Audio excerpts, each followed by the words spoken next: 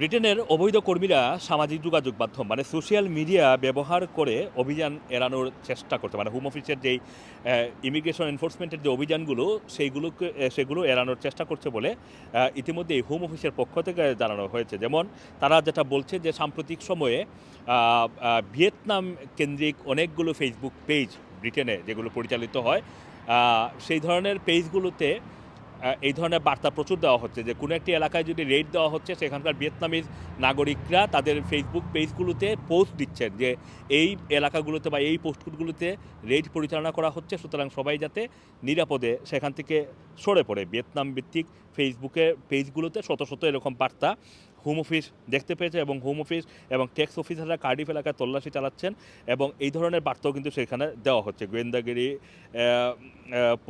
পরিষেবা দেওয়ার প্রস্তাব, অন্যদিকে কিছু অভিবাসী কর্মকর্তাদের গতিবিধি নজরদারি করেও সতর্ক করার পরিষেবা দিচ্ছে কিছু কিছু পেজ।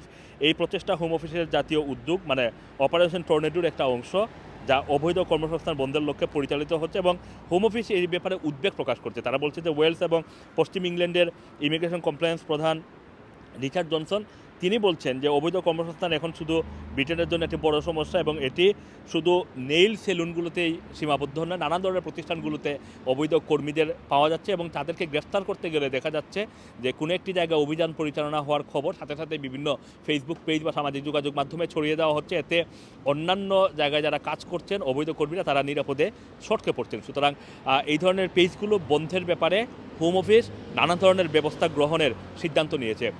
বর্তমান লেবার পার্টি সরকার গত 6 মাসে অন্তত 13,500 জনকে আটক করে নিজ দেশে ফেরত পাঠিয়েছে বলে ইতিমধ্যেই নানান খবরে বলা হয়েছে। এর পাশাপাশি অন্তত গত 6 মাসে 4 মিলিয়ন পাউন্ড জরিমানা করা হয়েছে অন্তত 50টি বিজনেসকে, শুধুমাত্র অবৈধ কর্মসংস্থান দেওয়ার কারণে। সুতরাং অবৈধ কর্মসংস্থান ব্রিটেনের জন্য একটি বড় ধরনের সমস্যা এই মুহূর্তে। সেটাকে নিয়ন্ত্রণের জন্য তারা চেষ্টা করছে, কারণ অবৈধ কর্মসংস্থান এটাকে নিয়ন্ত্রণ করতে পারলেই ব্রিটেনে যে অবৈধভাবে মানুষ আসার যে হার সেটাও নিয়ন্ত্রণে আসবে বলেই মনে করছে home office. Assam Masum, Rana TV, London.